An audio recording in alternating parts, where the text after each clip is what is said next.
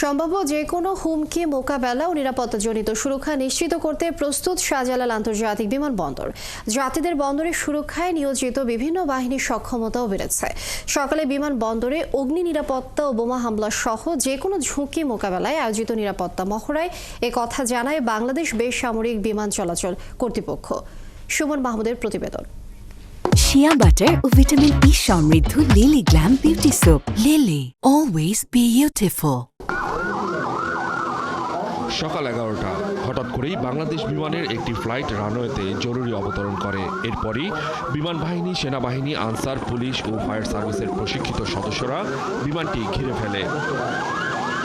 বিমানে বোমা বা বিস্ফোরক রাখা আছে এমন খবরেই এই তৎপরতা। যাত্রীদের নিরাপদে সরিয়ে নিয়ে পুরো বিমানে চালানো হয় তল্লাশি। পাওয়া যায় বোমা বা বিস্ফোরক দ্রব্য। পরে সেটি নিষ্ক্রিয় করে বোম ডিসপোজাল ইউনিট।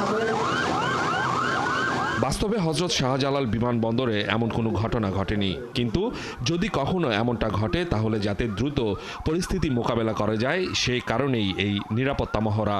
বিমান ছিনতাই, আগুন বা বোমা হামলার মতো ঝুঁকি মোকাবেলায় সক্ষমতা যাচাই ও সচেতনতা বাড়াতে প্রতি 2 বছর অন্তর এমন মহড়ার আয়োজন করা হয়।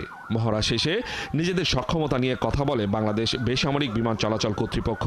এই ধরনের মহড়াগুলো আমাদের সীমাবদ্ধগুলোকে চিহ্নিত করার পাশাপাশি আমাদের সিস্টেমকেও পুনর্বিবেচনা উন্নত করার সুযোগ করে দেয়।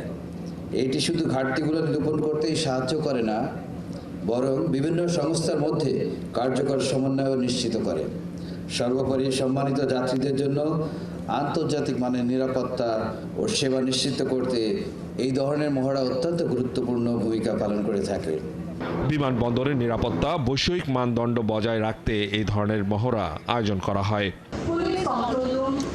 সুমন মাহমুদ, 71, ঢাকা।